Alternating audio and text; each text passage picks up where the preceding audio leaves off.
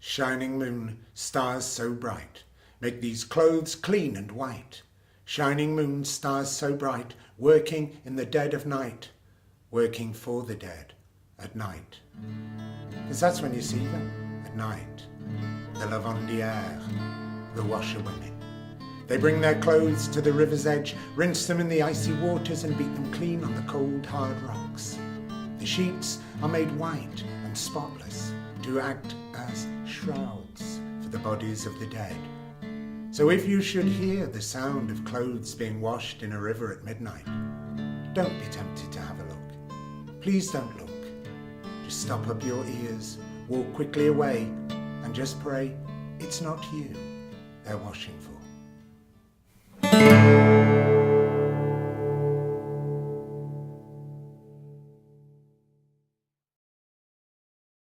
These are not supernatural tales. These are natural tales. Tales of what happened next. Hervé Mangam heard a sound come from outside. It was a noise like the rustling of branches being dragged along the ground. Then the shadows of two great trees fell through the window into his bedroom. Then he heard a scraping of branches around all four walls of his house. Then the door opened. Hervé Mangam didn't want to see any more, and he put his head under the blankets and waited. She knelt down upon the sand. She had a good look around her to make sure that no one was there. And then she started to dig with her fine fingers, and she dug and dug, and she found a hand. And it was a left one. She looked, and there upon the third finger was the captain's wedding ring. She tried sliding it off, but the skin was swollen from being underwater for so many years. She tried to cut through it, but the seawater had pickled the skin and made it leather.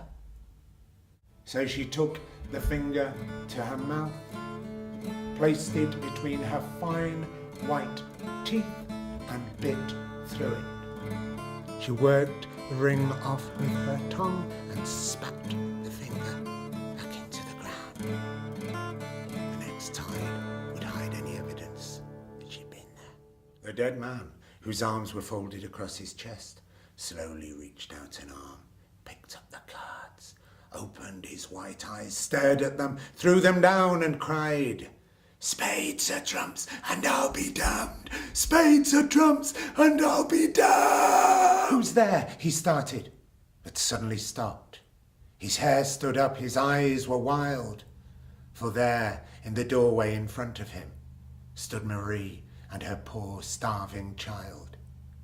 Empty white eyes stared back at him. He was gripped to his chair by fear.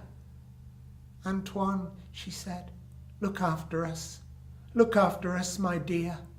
We're cold, we're poor, we're starving. Antoine, why weren't you here?"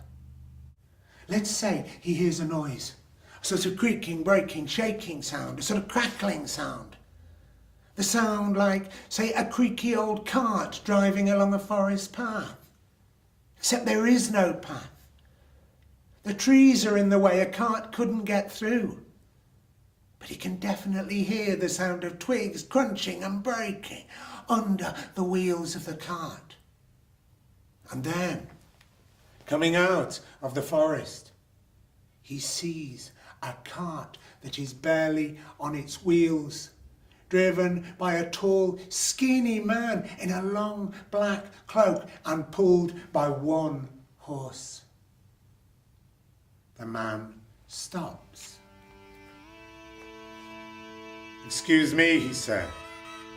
"I'm looking for Jan. You haven't seen him, have you?